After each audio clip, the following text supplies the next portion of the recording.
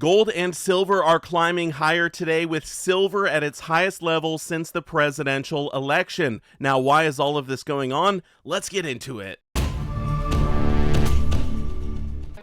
So I went down to the bottom and found my fate, because I don't wanna be stuck in the good old days. That's when you say,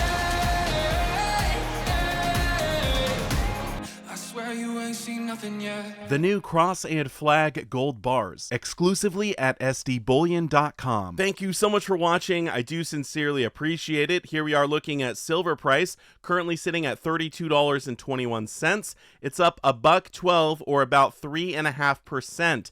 Now, this is a big jump up for silver, and in fact, if silver ended the year at this price, it would be a new all-time high close for silver. The previous record was $32.20, so we're now 1 cent higher. If silver could just close at this level or higher, we will set a new all-time record. Let's take a look at gold. Gold is currently sitting at $2,676. It's up $38, or about 1.5%. So silver is moving up, obviously, much faster than gold today. We can see that when we look at the gold-silver ratio. It is coming down almost 2 points, sitting at 83. So this is still telling me that silver is a better buy than gold, but honestly, I think both are good to be stacking right now. Okay, why is gold and silver price on the rise today? The first thing I want to point out is that the dollar is down for the day, so it makes sense that precious metals are on the rise,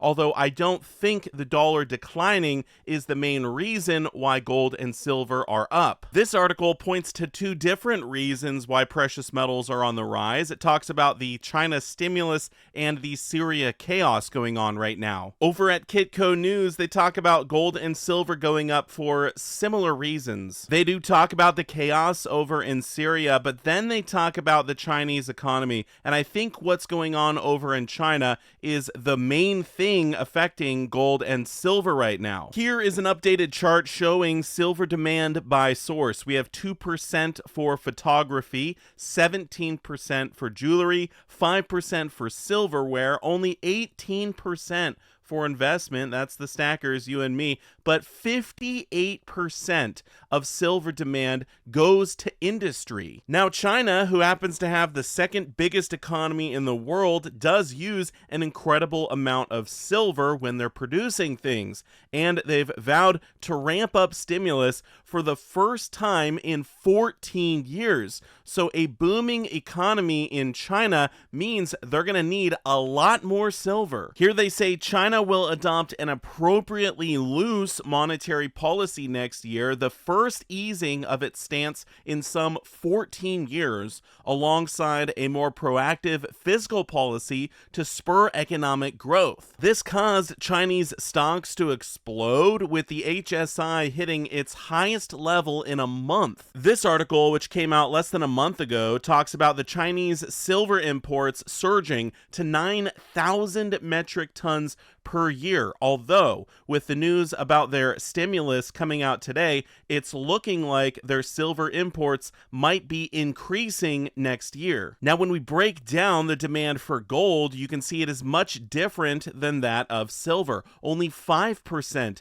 being used for electronics or electrical, 9% being used for coins and metals, 16% for gold bars, 23% for banking uses. This is going to be like central bank demand for gold, etc., and 46% for jewelry. So why would an increasing economy in China be driving up the price of gold? I don't really think that is what is pushing gold higher. I think it has to do more with the banking side of things. This article, which just came out a few moments ago, talks about gold hitting a 2-week high on China buying and Fed rate cut expectations. Now, the Chinese central bank has been not buying any gold at all for the past 6 months, but they just this week resumed their gold purchases. So this is obviously going to drive up the price. Now, when we get to Fed rate cut expectations, it's looking like there's a very good chance that rates will be coming down on December 18th. And as I've said in many previous videos,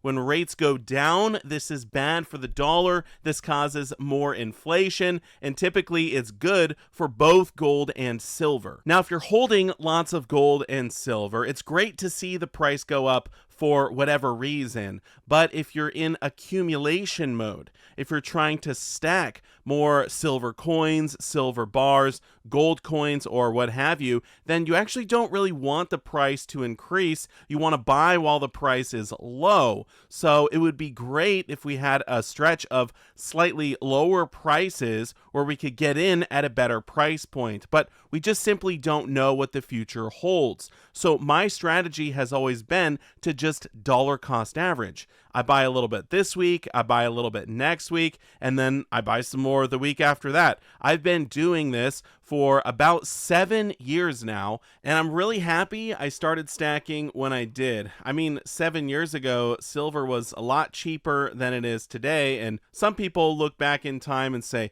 man, I really wish I would have bought more silver back then. But here's the thing. I was stacking as hard as I reasonably could 7 years ago. I was buying as much silver as I could without putting a strain on my family's budget.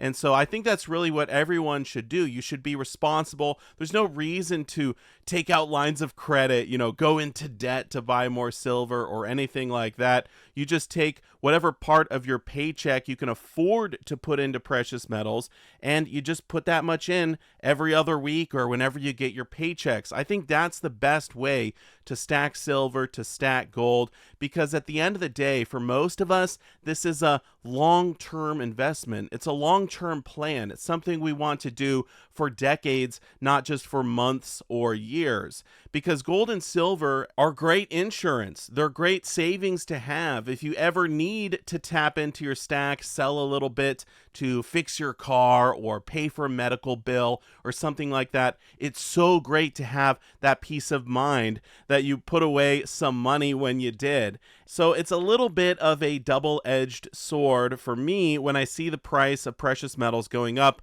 like today. I mean, yeah, it's great. I own some silver and the price of silver is going up, so that is a good thing, but I still want to buy more. I still want to stack more. In fact, I was just at a coin show last weekend and I was able to pick up this 2024 100-gram silver bar from Scottsdale Mint. These are so cool. I've had my eye on these for a long time, and I was finally able to snag one at a good price, so I was happy I picked that up, but a little bit sad that there's still many other things I want to buy, and the price is going up for now. We will see what happens next year. Usually in the summer, we see a little bit lower prices for precious metals when everyone's on vacation. No one's really worried about their investments. Everything kind of chills out during the summer. So I'm hoping that next year we get a little bit lower prices, but I think towards the end of the year, we could really see them take off in 2025. So we'll have to wait and see how it all plays out. Thank you so much for watching, and I will see you in my next one. Silver Dragons out.